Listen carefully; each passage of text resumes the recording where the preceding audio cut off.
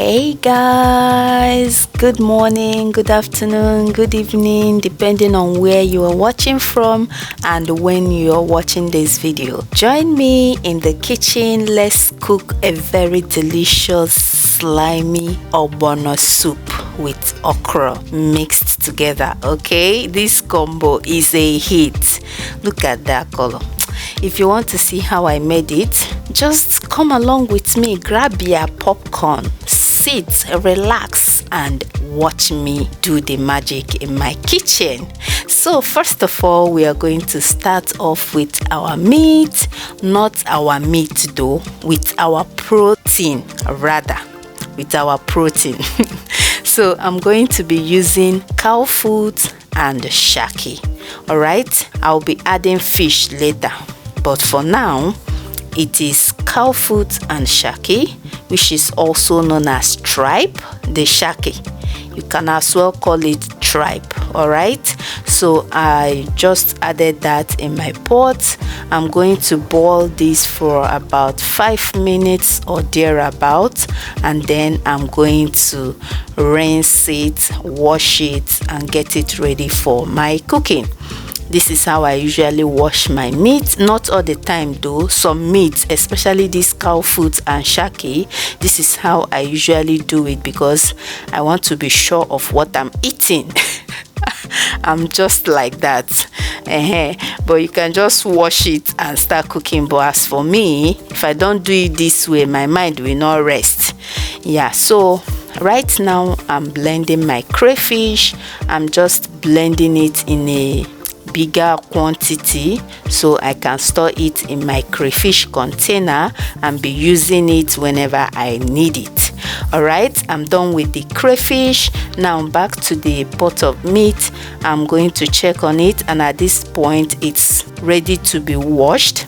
So how I wash it is, after boiling it for like 5 minutes or thereabout, I just drain out that water, add fresh water, rinse it like the way I'm doing it now, and drain the water again. I do this for like 3 to 4 times just to be sure that it's thoroughly washed, and then I put the pot back on fire again.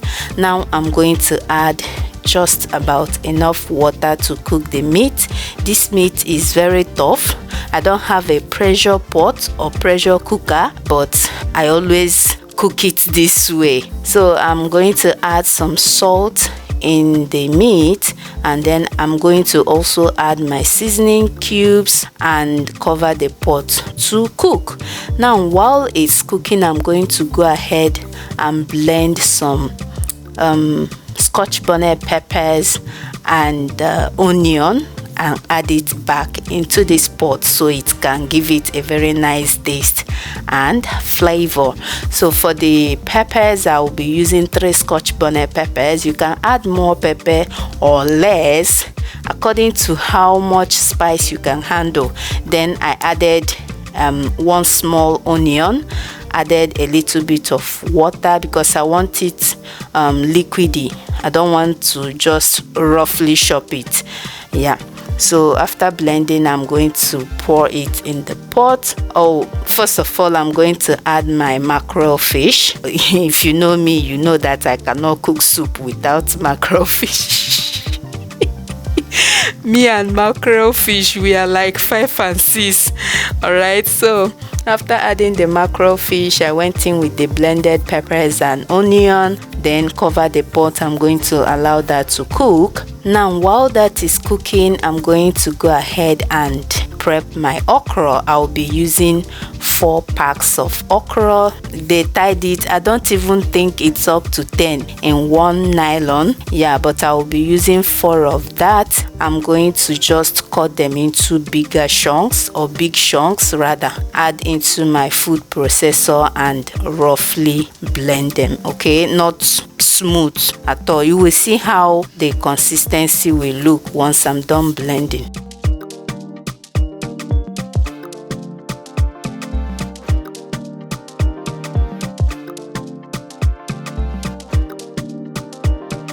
So this is what I'm going for. If you want it smooth, then by all means do that, okay? But I want it a bit chunky in the soup.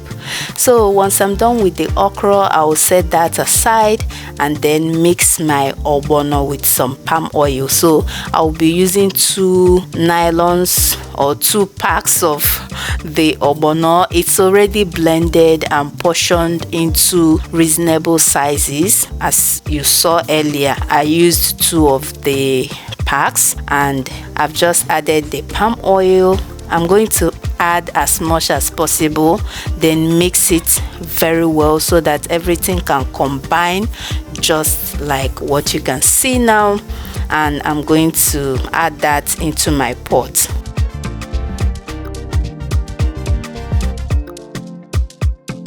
Now, before I put the bowl of ogbono in the pot, I'm going to first of all take out the fish so that it doesn't scatter in the pot. At this point, the fish is cooked, and then I'm going to make a well in the pot or a hole in the pot, and then put the plate of ogbono, cover it and allow it to dissolve.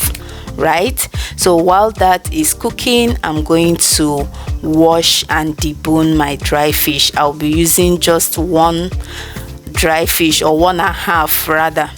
Yeah, that's the one I could find in my freezer. I would have added more if I had seen more, but since this is the only thing I could find in my freezer, I decided to just add it like that. You know, they say half bread is better than none, so that's what is happening here. So after deboning and washing the fish, I set that aside, and now I'm going to take out the bowl of ogbono, set that aside, and add my dry fish, add more water to the pot, just the amount of water I need for this soup. And I'm going to add my blended uziza seeds, just a little, because I'm still going to be adding the leafy ones, so I don't want to add too much of the blended seeds. So after adding the uziza seeds, I went in with 2 tablespoons of crayfish. I added a little bit more of the palm oil, cover the pot, and I'm going to allow that to cook for some minutes. And here is the ogbono. I'm just trying to mix it up again, and yeah, that's it. And here is my uziza leaves. Yes, you know, I've added the seeds. Now here is the leaves. I'm going to roughly chop them up, add into a bowl, add some water. They are dehydrated leaves, so in order to revive them again, I have to leave them in water for some minutes, and I'm going to add it into my pot when it's time to do so.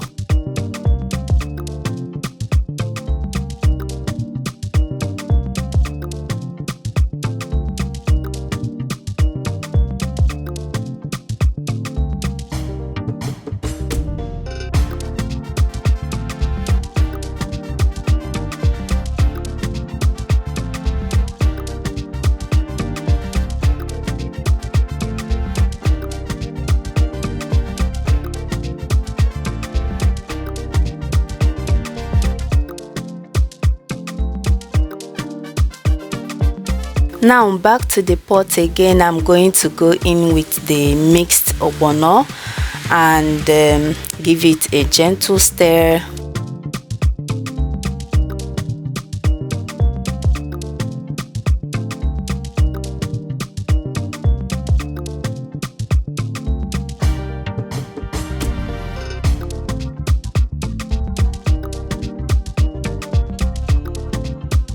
Make sure you taste and adjust with seasoning and salt. So I added a little bit more of the salt, I added 1 more seasoning cube, and I added 1 more tablespoon of the blended crayfish. I'm going to mix everything together and cover the pot. Allow this to cook for some minutes again. So while that is cooking, I'm going to go ahead and chop my spinach. So I'll be using all of these. Yeah, I think it's less than half of the bag, less than half of the bag. Okay, so I'll be using all of that plus the uziza leaves. I have enough vegetables. I still have more of the spinach in my fridge, but this is just enough for me. So back to the pot again. I'll go in with the chopped okra. I'll also add the fresh or dry or dehydrated uziza leaves. Yes, so that it can cook down a bit with the okra. I'm going to mix that all up and add my mackerel fish. Yes, this is the right time to add the mackerel fish.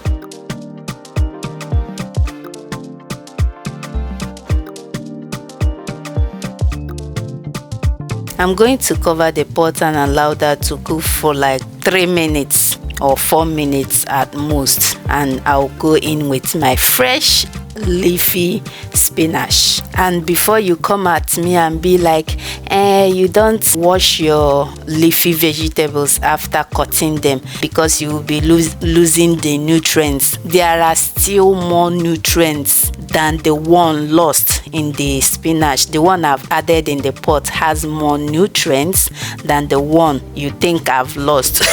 I don't know if that makes sense, because sometimes I see this where people be like, you don't wash your leafy vegetables after you have cut them. You have to wash before cutting. I do both of them, okay, and I still get the nutrients. Trust me.